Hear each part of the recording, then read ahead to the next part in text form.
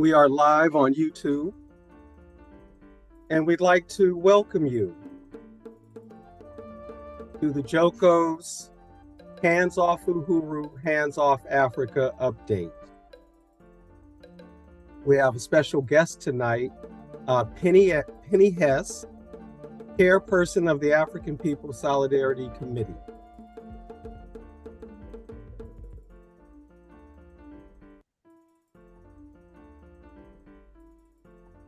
Before we speak with Penny, we'll be speaking with Mwezi Odom, giving us a quick update on the case that Penny and her comrades are facing. Before we do anything, we at the JOCO always like to acknowledge that we know we do this work on the unceded lands of the Tongva people in what is now called Los Angeles, the Los Angeles Basin and surrounding areas, what used to be called Tovangar. We recognize that the United States is a settler colonial state, and that fact of history should never be lost or obscured.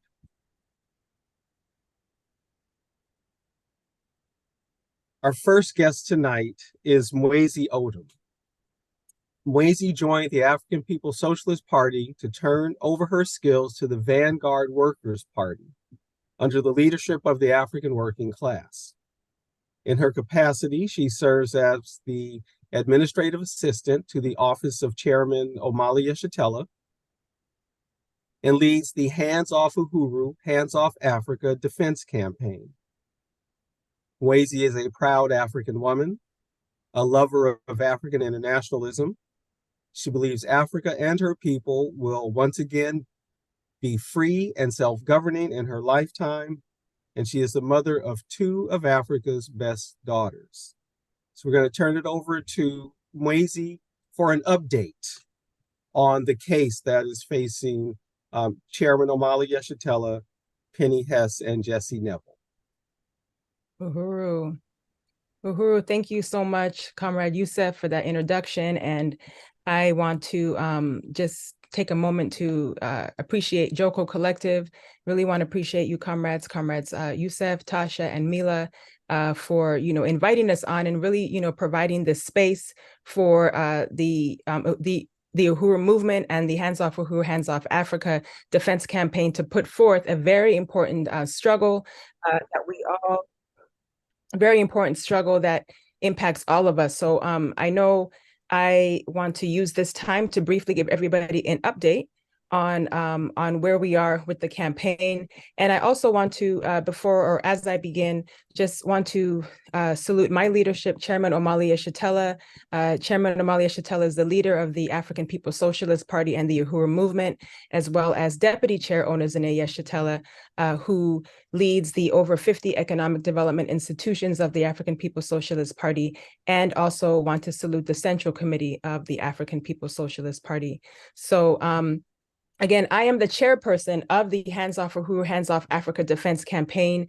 This campaign was initiated following the July 29 raids on the Uhuru movement. That's Chairman Omali Yeshitela, and 7 other homes and properties of the Uhuru movement, including our guest tonight as well. And 9 months later, after this vicious attack on the African liberation struggle in the in the form of the African People's Socialist Party, indictments were handed down on 3 of our movement members. 4 originally were named as unindicted co-conspirators, and then 3 were indicted in April of this year, 2023, on charges that reach a maximum prison sentence of up to 15 years.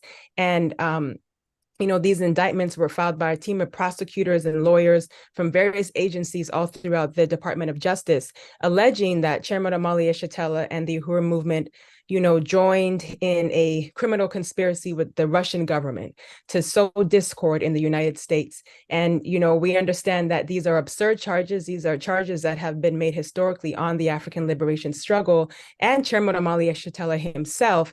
And, when in fact, the Uhuru movement are, not only not guilty of these charges, but if anything, we are guilty of fighting for our freedom and fighting to unite, African and oppressed peoples all around the world to see Africa free and to see the oppressed peoples of the world free.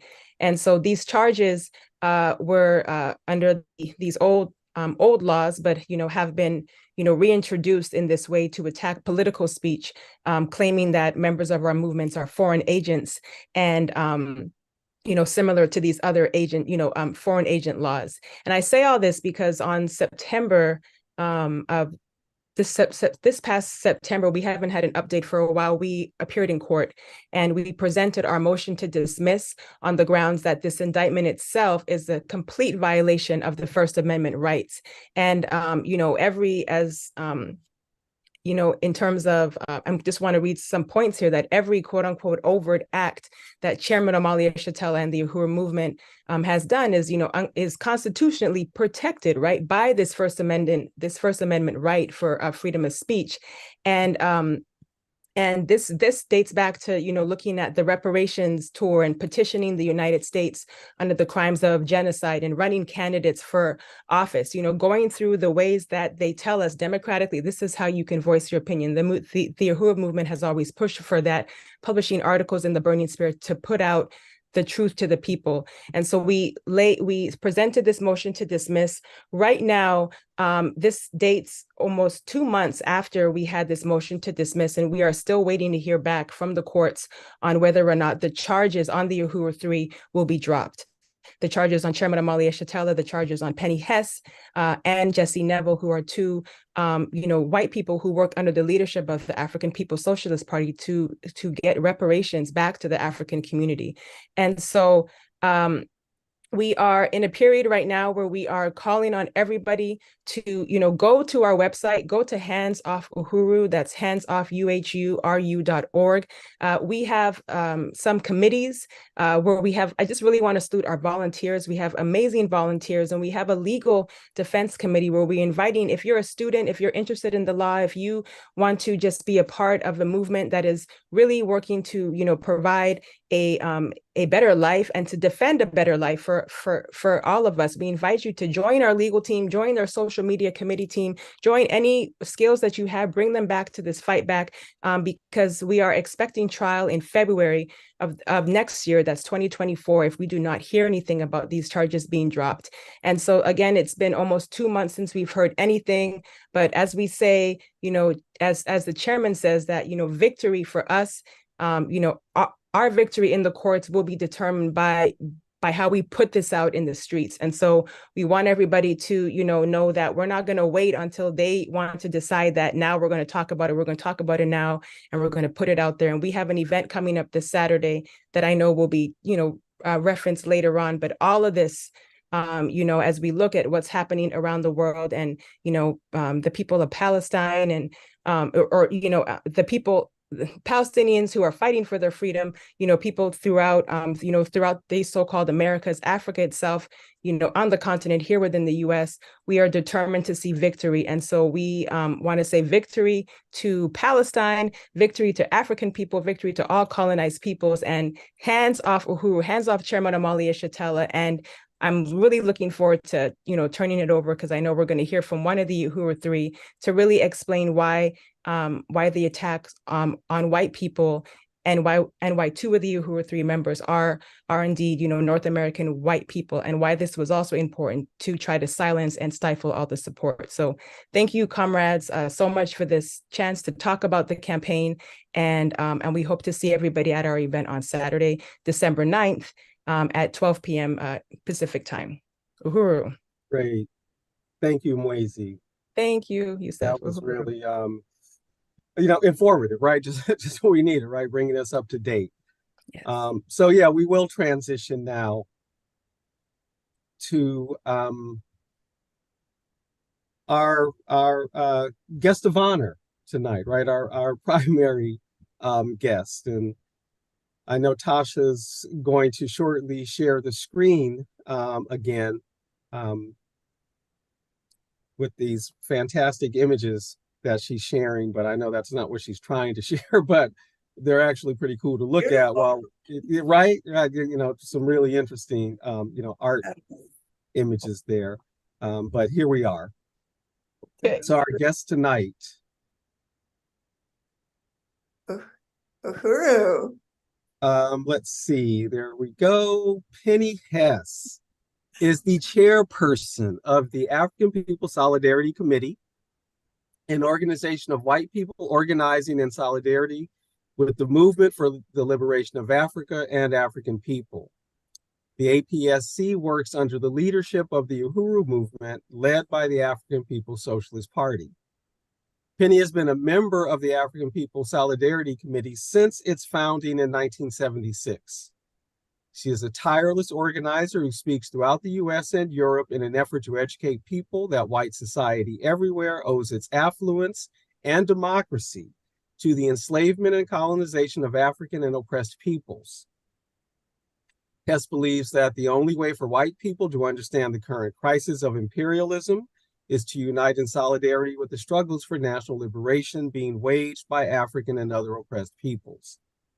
Years of research for workshops and panels about white complicity in the enslavement and oppression of African people and the ensuing economic benefits led Hess to write The Culture of Violence in 1991 and an updated edition, Overturning the Culture of Violence in 2000. Her ongoing research and analysis can be seen in videos and PowerPoints throughout the African People Solidarity Committee website and on the Uhuru Solidarity blog. We are really, really happy and honored to have you here, Penny. I can say just from a personal, my own little personal history, when I was a student in the Bay Area during the 80s, I remember reading your work in the Burning Spear and seeing you active in the Oakland and Bay Area. So really pleased to have you here. We see 47 years of solidarity work, starting in 1976 though. So we're interested in your work with the solidarity movement, but also leading up to it, right? So what about Penny Hess before 1976? What brought you to the solidarity movement? What was that path? All right. Well, Uhuru, and thank you so much, Yusuf. And I want to salute Tasha and Mila and the Joko Collective. Thank you so much. It's really an honor to be on your program tonight. So this is very exciting. And I just want to start by, first of all, uniting with the map of, that this is Indigenous land. I do want to join in uniting with that. And interesting how that map of the Los Angeles area looked almost like the map of Gaza and Palestine that we're seeing so much today. Yeah. And so, I just wanted to also thank Chair Mwezi, the chair of the Hands Off Uhuru, Hands Off Africa Fight Back Coalition, and just say it's a great honor to work under her leadership in that organization as well, which is so important in pushing back these brutal state attacks on the Uhuru Three, on Chairman Omali Yeshitela, as well as Comrade Jesse Neville and myself. And of course, I do have to salute Chairman Omali Yeshitela, just the incredible fight that he is making now, but that he has made his entire life to achieve his vision of the independence of Africa and African people in his lifetime. And also Deputy Chair Ona Zanea Shatella, under whose leadership we work in the African People's Solidarity Committee and the Uhuru Solidarity Movement, and she is the architect of the Black Power Blueprint and so many programs, economic and political programs of the African People's Socialist Party. And I also have to always say that my understandings of the world that I am able to articulate, I learned from Chairman O'Malley Shatella, is not something that I would be able to, not conclusions I would be able to come to. So when I first met Chairman O'Malley Shatella and heard him speak, it was actually in the summer of 1976, and which is a very long time ago, a lifetime ago. But it was a very important time because for 2 years prior to that, I had actually lived in Europe, and I had lived in France, and it was at a time when, it was the period when the people of Vietnam had won, and they were in the negotiations of ending the war with the United States, and that was happening in Paris at that time. And so it was in the news, and it seemed very close and very immediate. And also it was at a time when there were many African people who had gone to Europe during the 1960s, and especially in the period of the counterinsurgency and the assassinations and the attacks on the African liberation movement. So there were African people from the US living in Europe, and living in particular in Paris at that time. So it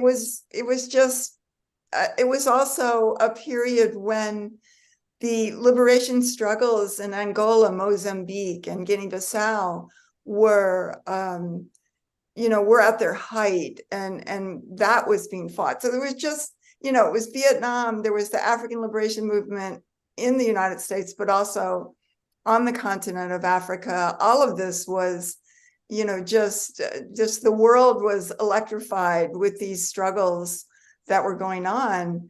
So, when I came back to near where I grew up, Louisville, Kentucky. I actually grew up in southern Indiana, right across the river. So it's almost like a suburb of Louisville.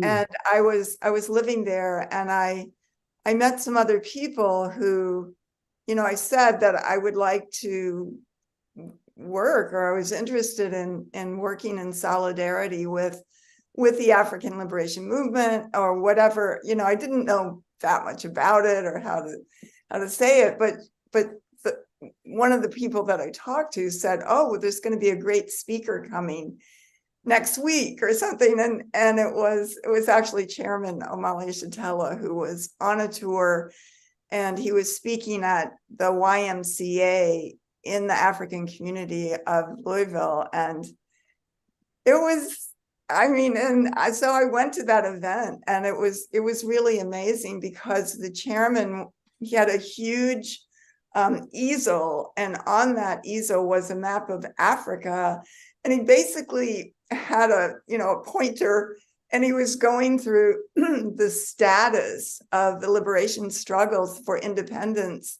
in every single country of the false borders of Africa. And it was very amazing presentation. And at the end of it, he said that the African People's Socialist Party was going to be forming a solidarity committee, and they were going to have a conference in Florida. And, anybody from the white community that was at that event was welcome to come. And so some of us did go. We traveled down. That was at the end of September and 1st of October, 1976. And we went to the founding conference of APSC, and it was amazing. And the chairman gave a 13-hour presentation. Wow. On the political theory of basically the theory of African internationalism, and the whole question of how the system, the parasitism how what the chairman has defined as the colonial mode of production, that this system is built on the enslavement of African people, the assault on Africa, the kidnapping of African human beings, the stolen labor and the stolen resources and the colonization of the continent of Africa, as well as the colonization of African people right here inside the borders of the US, and based as well, as you have said, on the genocide of the indigenous people and the theft of their land. And that this is how the US and capitalism and the world today is configured, and why white people have wealth and democracy, democratic rights, and is at the expense of African people, and how when we look at the conditions of the poverty or the police violence and the massive imprison rate imposed on African people, that this is colonialism, just like there was colonialism for the people of Vietnam or Africans in Angola or any place else, that this was the same thing here. And I mean, it just made so much sense to me. It was so clear. How could you, it just let me see the world and us, and I say us, others in APSC and Uhuru Solidarity Movement, our mass organization. You could just begin to see the world, that it made sense. Okay, so this is how the world got to be this way, not because white people were brilliant or white people were, civilized, just all the BS and lies that we hear and learn. So let me ask you a follow-up question, right? Kind of on that point, right? So this political education, right, that you received, how did you change? How has it changed your idea of even the notion of white people, right, or whiteness, as the term is used? Well, I think that's a really good question, because the thing that how Chairman Omala Yeshitela and the African People's Socialist Party have defined it is that the problem both facing African people and the problem, that white people face is not the question of racism, because that is just the ideological underpinning of colonialism. And I think that, if we as white people begin to understand this whole concept of the colonial mode of production, that everything that we experience and the world experiences, even down to all the goods and services and products that are produced, there's nothing that's pure and innocent. Everything is due to colonialism and is dripping in the blood of African, indigenous, and colonized people around the world. And if we begin to see that, and see that the struggle of African people is a struggle for national liberation, whether it's inside the borders of the US or someplace else, then, it's not about an internal thoughts like, am I getting rid of my racism? But it's about, will I stand in solidarity with this anti-colonial struggle? And our work has always been to go out and win reparations, the return of the stolen resources. And it's very concrete. And in a lot of ways, it's very liberating, because if you just abstract racism, as a concept, white people just outside of a context can't really get rid of that. Like, how do you do that? Like the chairman always says, like, how do you know when you did that?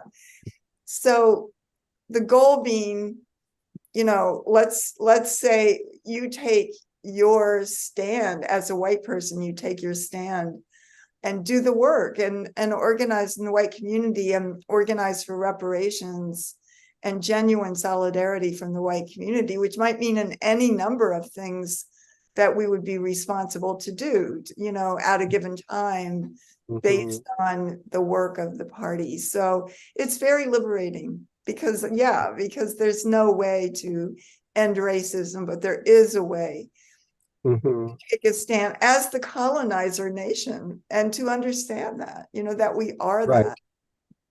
right. Um, I've observed, and I know other folks have observed that often white people in the United States who want to be in solidarity with colonized people often are quicker to be in solidarity with colonized folks outside of the United States. mhm. You're very intentionally being in solidarity with Africans in the United States. Why that distinction for you, or why that intentionality?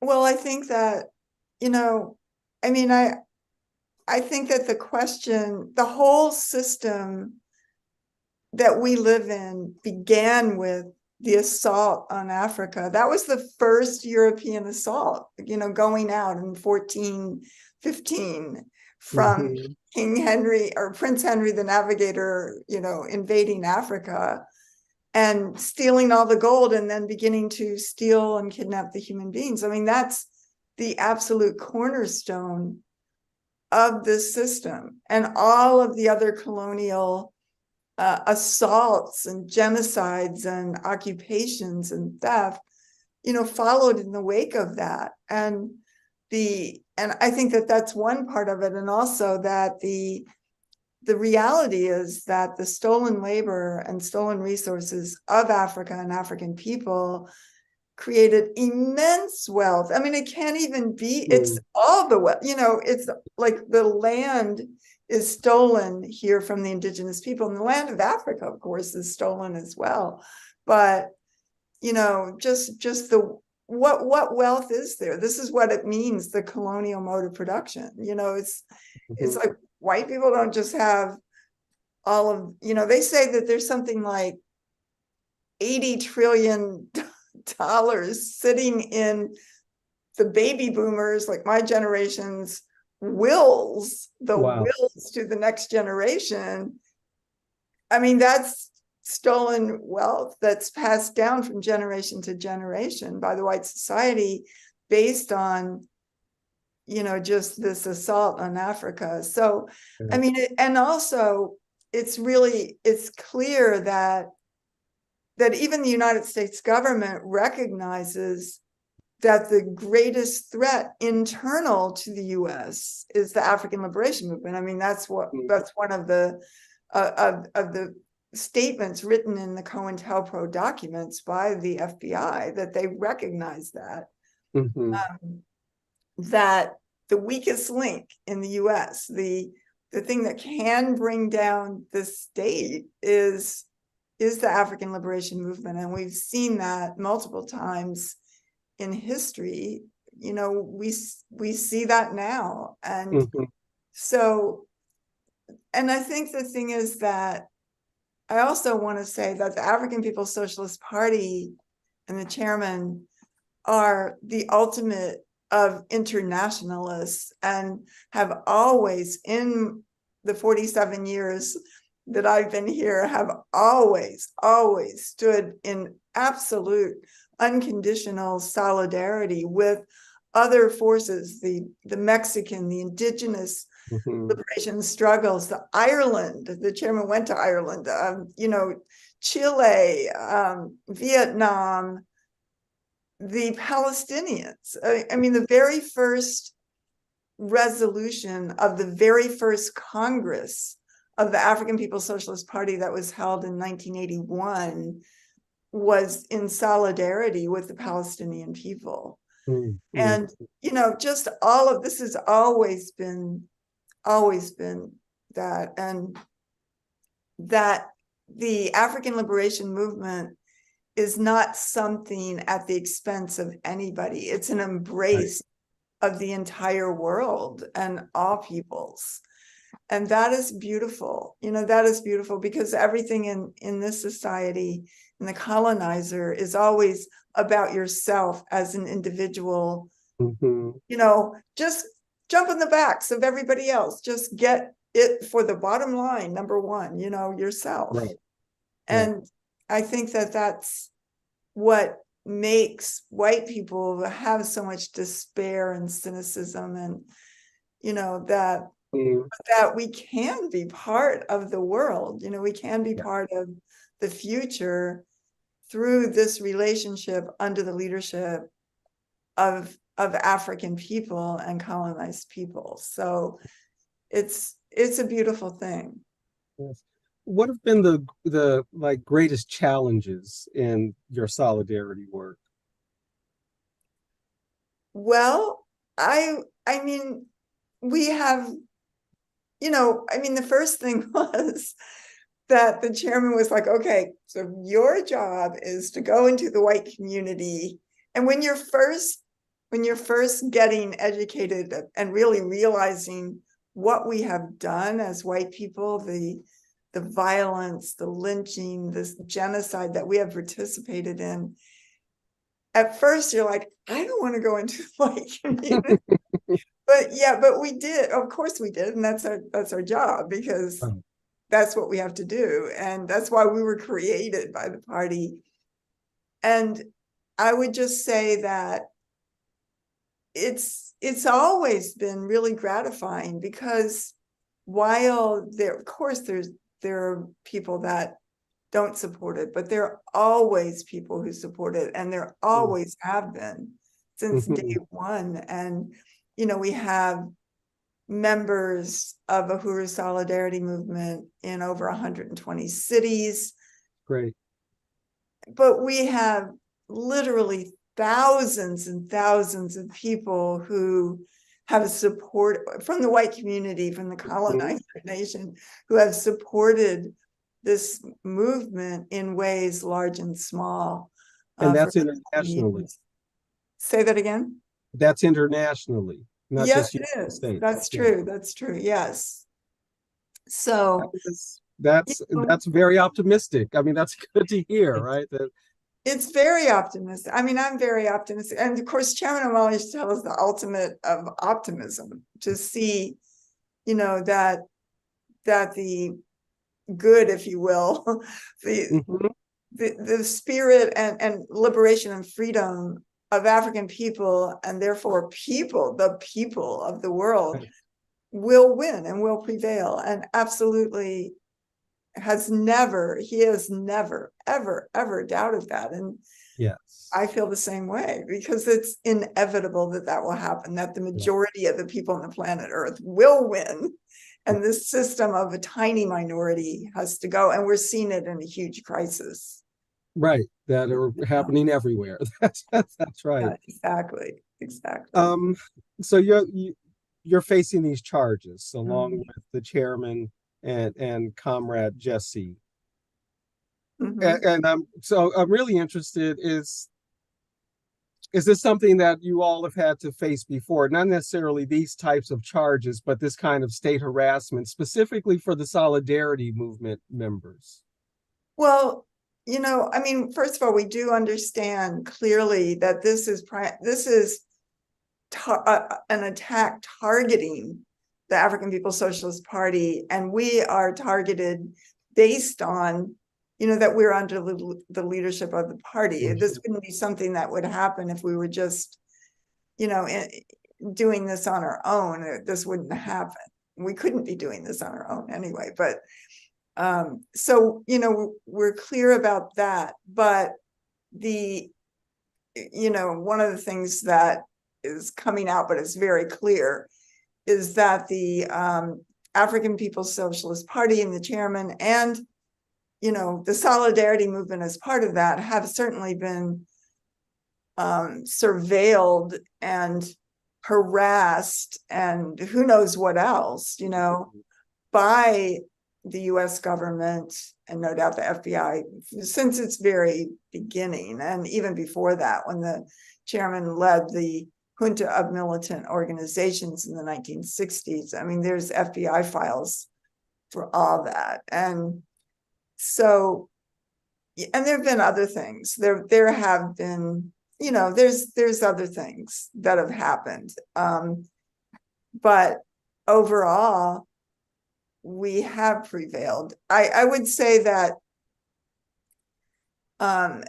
just that it's really significant that this attack and this indictment, and when you read it, and I do, encourage people to go to Hands Off Uhuru and read the indictment and the motion to dismiss. You can also read it on the FBI or the Department of Justice, quote unquote, website as well.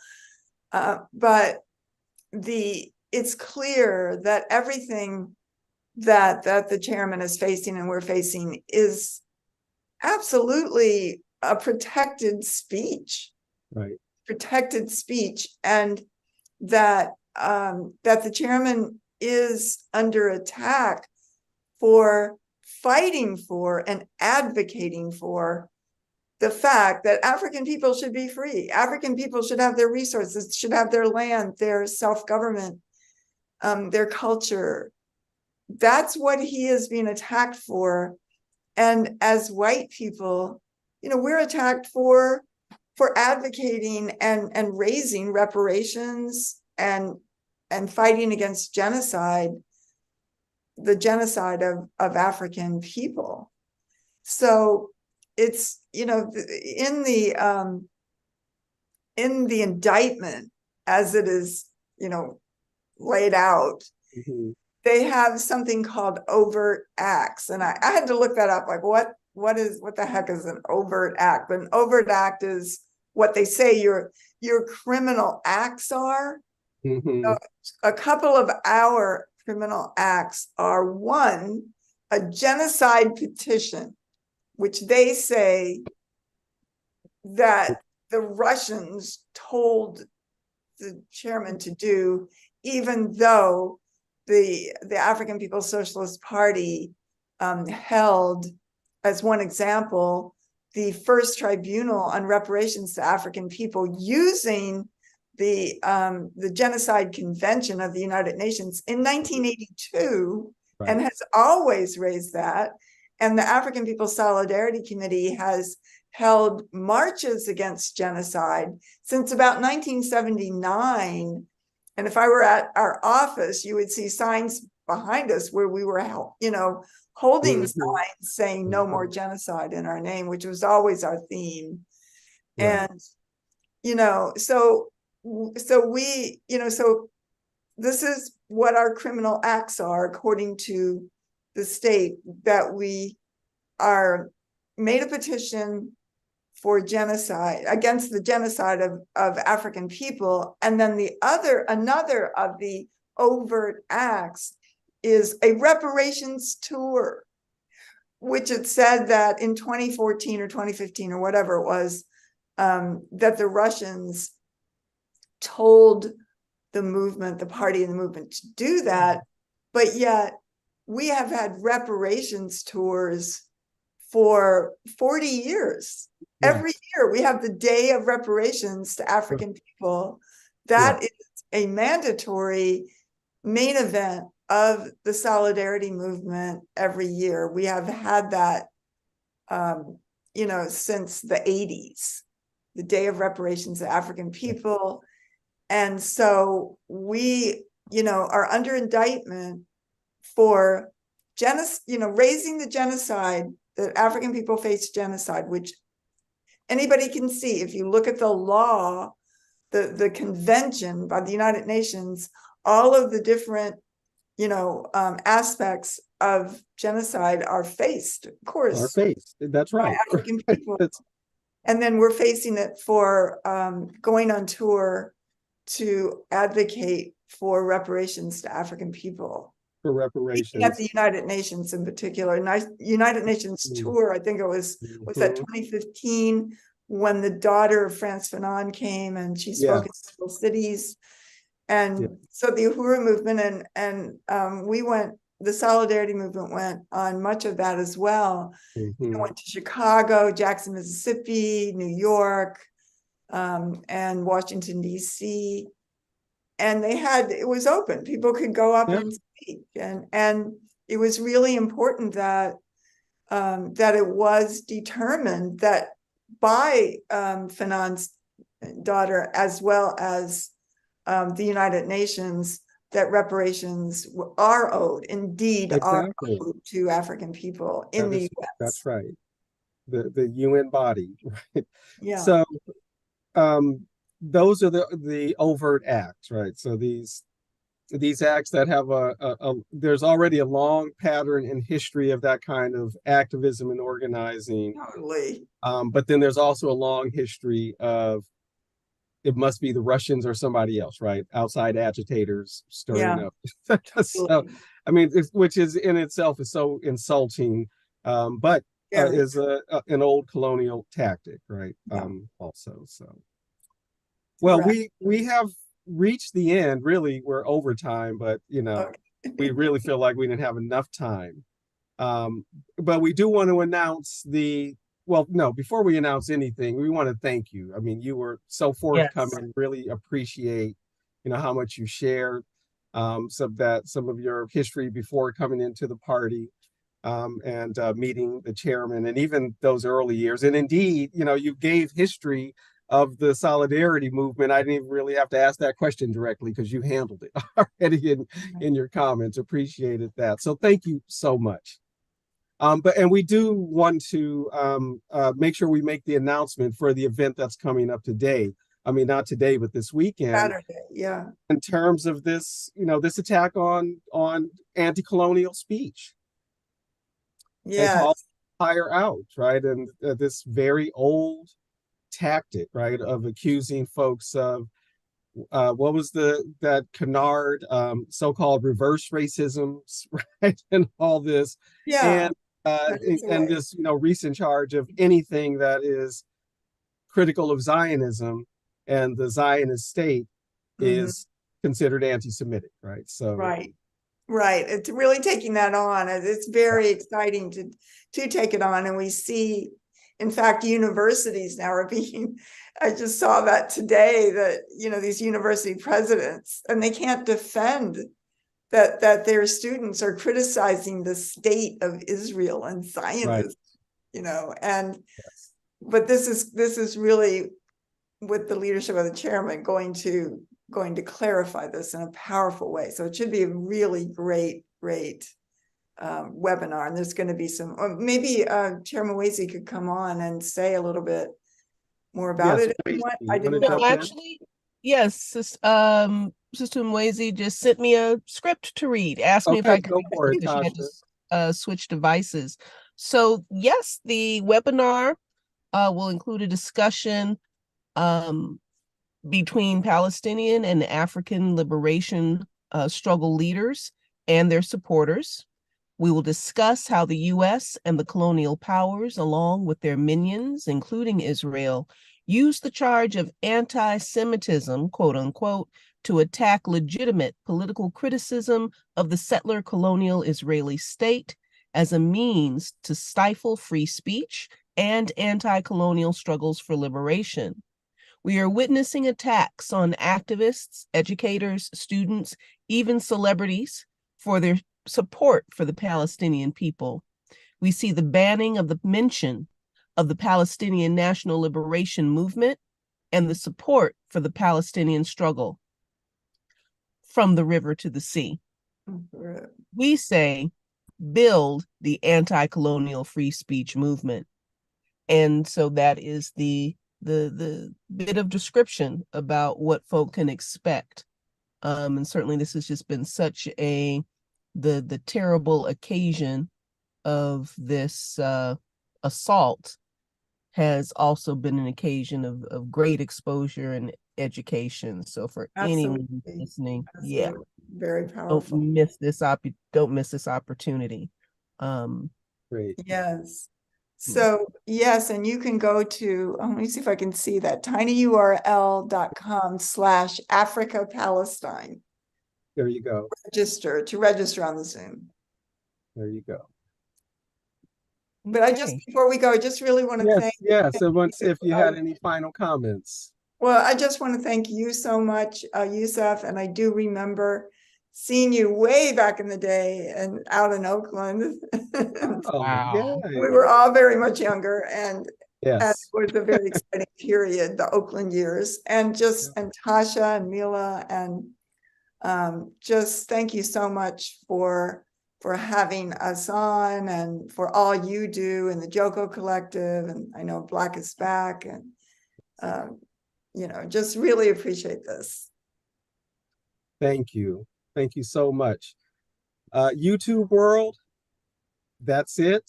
I think we can go to the final slide. Tasha, where's that? Yeah, there we go. So we want to say Asante Sana. Thank you all. And Uhuru. Uhuru.